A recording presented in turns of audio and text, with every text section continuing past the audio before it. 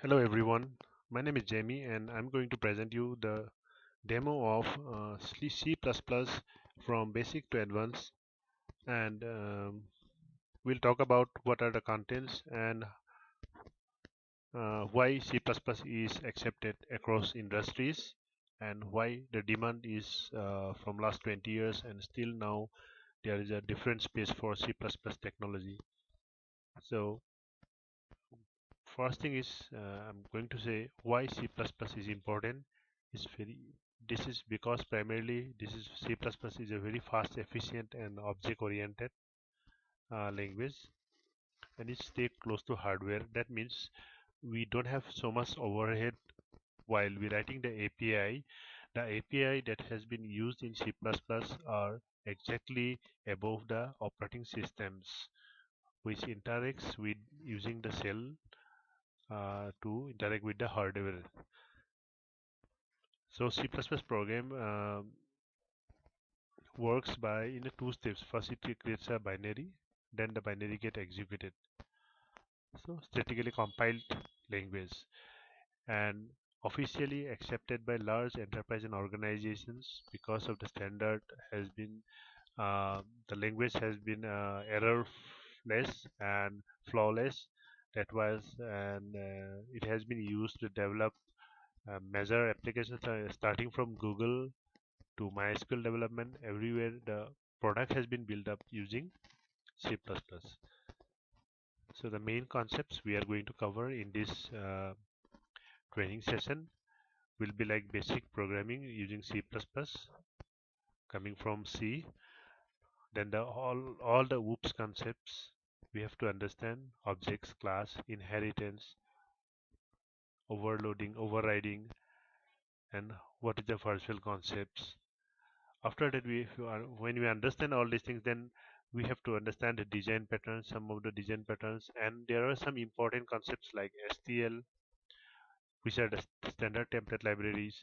Then we have to work on multi-threading and exception handling. Exception handling is used to catch the exception at the runtime. When we build a project, we don't know at runtime when we get the data from somewhere, or when we our particular module work at that time, it may not work as per expected.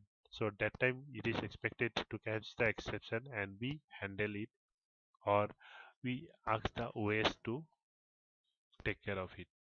So there are different ways to handle exception.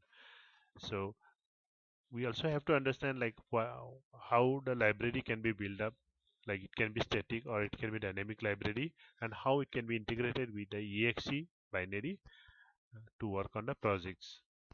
Then it is most important to understand the debugging is very important, because when we work on the projects at compile time we need to clear all the compilation error, but when we work in runtime also there is can be some error that is we cannot identify at the compile time only. So when our product fails after the integration testings, we have to use some tool, or we have to use GDB debugger like GDB, Valgrind. These are the tools which help us to debug the program, check out the memory leakage. So then we are talking about that what we are going to basically learn in this course. Like installation, first start with installation of GCC and G++ compiler. Along with that, the environment Linux you have to understand. And most of the time we will be using VI editor in the Linux environment. So you have to understand all the shortcuts that can help your task programming speed better, and you can maximize the use of VI command. So you need to understand the data structures and algorithms. Data structures, when I say, you have to understand the list, binary trees, stacks. These are the important things. Then there are a lot of inbuilt algorithms like sorting, bubble sort, and so many are there, hashing. So I will go through all these concepts, understanding and implement using C++ program. So definitely we are going to use all the OOPS concepts, STL.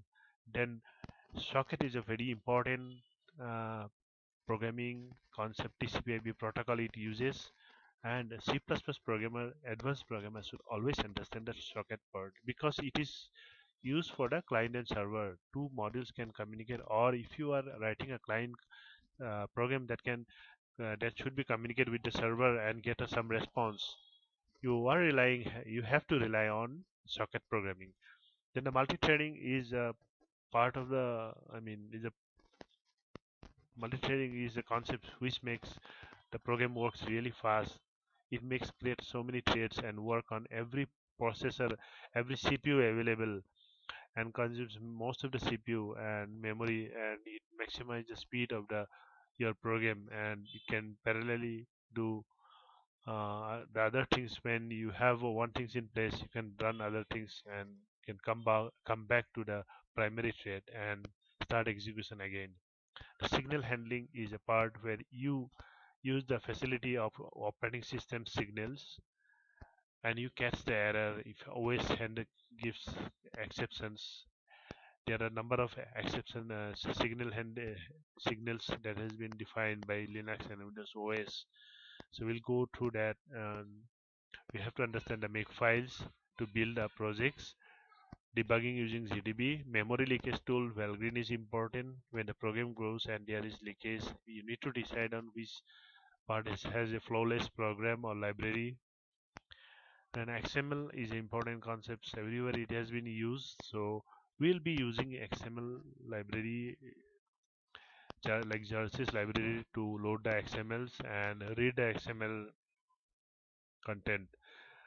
We'll be discussing HTTP protocol, get, post, put, request, how to send it and get response back, and we'll be working on the design patterns also.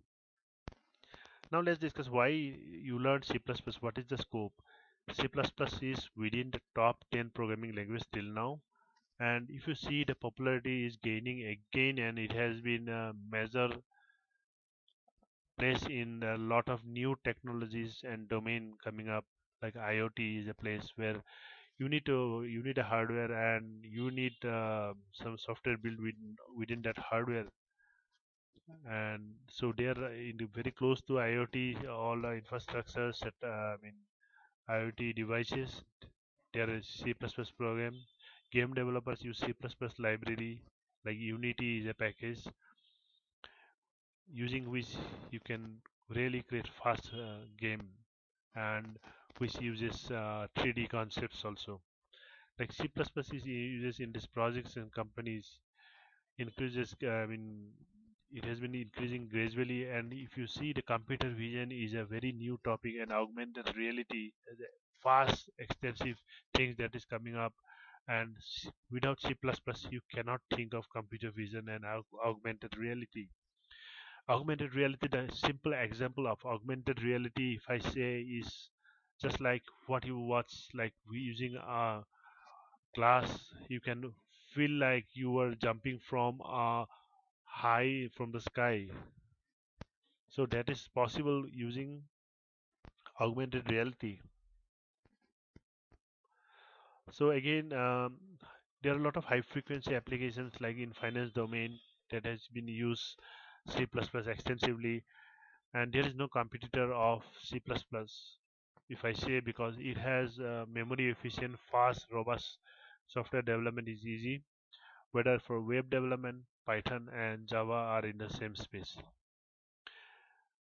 And industry wise, if I say, if you can develop the modality applications in healthcare, GE and other big companies are using it, Toshiba are using it to create modality application extensively on C++. And C++ is used to create algorithms, scientific computing, and embedded systems.